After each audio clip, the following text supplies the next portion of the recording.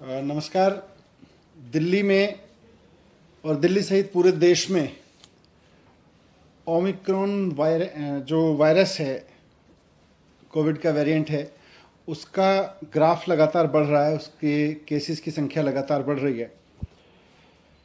पर अच्छी बात यह है कि इंटरनेशनली जो ट्रेंड अभी तक देखने को मिले, उनसे हमने सबने बहुत कुछ सीखा देश में, और उससे ये भी समझ में आया कि ओमिक्रॉन कैसे बिहेव कर रहा है, उसका कैरेक्टर क्या है।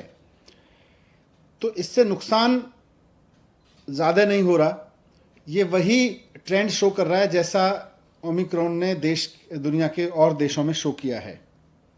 आज टोटल में देखें तो दिल्ली में इस समय करीब करीब पिछले 8-10 दिन में जो केसेस आए हैं, पॉजिटिव केसेस टोटल इस समय दिल्ली में करीब 11,000 हैं।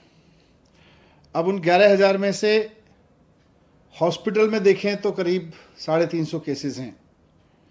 उनमें से भी ऑक्सीजन पे देखें तो केवल 124 केस हैं। अब वो 350 में एयरपोर्ट से आए हुए लोग भी हैं, उसमें किसी और वजह से हॉस्पिटल में गए हुए लोग भी हैं, लेकिन अगर ऑक्सीजन पे देखें तो 124 लोग हैं कुल मिला के, और वेंटिलेटर पे देखें तो 7 लोग हैं। तो एक्सपर्ट्स का ये मानना है कि ओमिक्रॉन का अभी तक का जो बिहेवियर है, अभी तक का जो जिन लोगों को ओमिक्रॉन का इन्फेक्शन हो रहा है, उनको बहुत माइल्ड सिम्टम्स हो रहे हैं या नहीं हो रहे हैं और जल्दी ठीक हो जा रहे हैं। लेकिन फिर भी अगर लोगों को कोविड हो रहा है तो खतरा तो है, इसलिए इससे बच के रहना भी ज़रूरी है।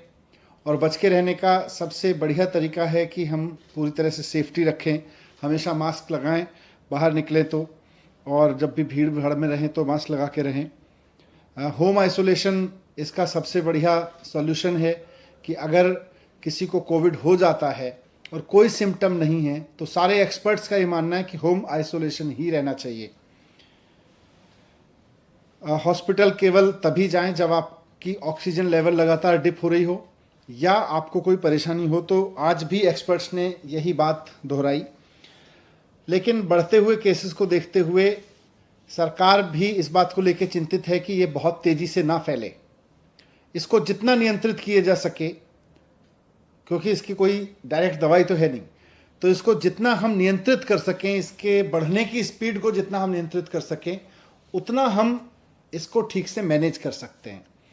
तो इसलिए आज डीडीएमए की बैठक में सरकार ने कुछ फैसले लिए। उसमें सबसे इम्पॉर्टेंट है कि दिल्ली में सैटरडे और संडे को यानी वीकेंड्स पर अब कर्फ्यू रहेगा।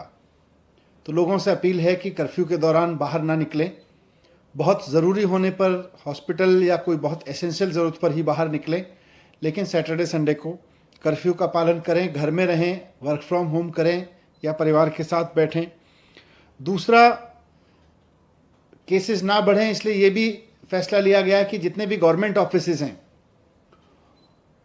उनमें एसेंशियल सर्विस वाले ऑफिसेज को छोड़कर सबको अभी दफ्तर आने से मना किया जाएगा और केवल ऑनलाइन या वर्क फ्रॉम होम कराया जाएगा। तो government offices work from home mode पे रहेंगे या ऑनलाइन मोड पे रहेंगे।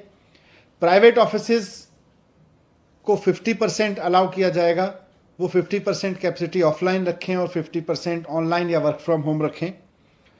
एक और समस्या अभी पिछले दिनों में आ रही थी कि जो हमारे बस स्टॉप्स हैं दिल्ली में, लोग क्योंकि किसी न किसी काम से बाहर निकल ही रहे हैं, तो जो बस अड्डे हैं, बस स्टॉप्स हैं, बस स्टैंड हैं छोटे छोटे, और जो मेट्रो के स्टेशंस हैं, वो सुपर स्प्रेडर बनने का खतरा आ रहा था, क्योंकि आधी संख्या कर दी गई थी मेट्रो में कैपेसिटी की और साथ साथ बसेस में भी कैपेसिटी की, वो आधी कर दी गई थी संख्या, और उसकी वजह से मेट्रो स्टेशंस पर बहुत लंबी लंबी लाइनें लग रही थीं, बस स्टॉप्स पर बहुत लंबी लंबी लाइन लग रही थी, वहाँ भीड़ हो रही थी, कई जगह भीड़ अनियंत्रित भी हुई, और ऐसे में कोरोना ओमिक्रॉन जो है वो सुपर स्प्रेड हो सकता है वहाँ से। इसलिए इसको देखते हुए ये भी फैसला लिया गया कि बसें और मेट्रो पूरी कैपेसिटी पे चलेंगी, लेकिन एक भी व्यक्ति को बिना मास्क के अंदर अलाउ नहीं किया जाएगा।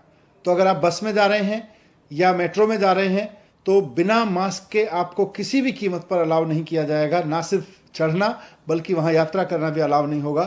लेकिन बस और मेट्रो अब फुल कैपेसिटी पे चलेंगे, ये भी डिसीजन लिया गया। एक बार फिर से मैं कहूँगा कि घबराएं नहीं, घबराने की ज़रूरत नहीं है। मास्क को एक हथियार बनाएं, साथ साथ बहुत ज़रूरी हो तभी घर से बाहर निकलें, और जब निकलें तो अगर मेट्रो या ट्रेन से बस से जा रहे हैं तो उसमें भी ध्यान रखें कि मास्क लगा के चलेंगे। लेकिन सैटरडे संडे पूरी तरह से कर्फ्यू रहेगा। सर, कर्फ्यू रात में और दिन में उसको थोड़ा सा बता दें कैसा? नहीं, रात में तो लगातार चल रहा है, ये दिन में भी रहेगा। और इसमें एसेंशियल सर्विसेज के लिए किन किन कैटेगरी को आप लोग? एसेंशियल सर्विसेज पहले से, अब पिछले 2 साल से लगभग चल रहा है, तो खाने से लेके और मेडिकल से लेके और पुलिस और इस तरह की जितनी भी चीज़ें हैं एसेंशियल सर्विस में, इमरजेंसी सर्विसेज में, फूड आइटम्स, सब्जी और ये सब को नहीं रोका जाएगा।